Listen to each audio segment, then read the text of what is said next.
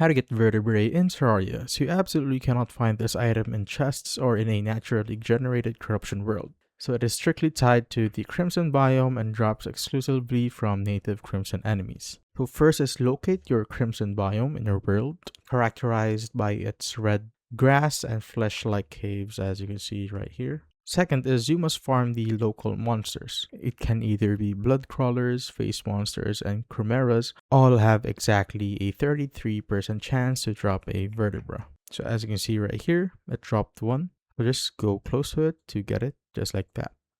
So start killing more right there. And as you can see, this one also dropped one. And to maximize your farming speed, you can build a simple flat arena. Place like a water candle, just like that. And also drink a battle potion to force massive spawn rates. So you will need a stockpile of exactly 15 vertebrae combined with 30 vicious powder at a crimson altar to craft the bloody spine, which is strictly required to manually summon the brain of Cthulhu without needing to find and smash crimson hearts. And that is how you basically get the vertebrae in Terraria.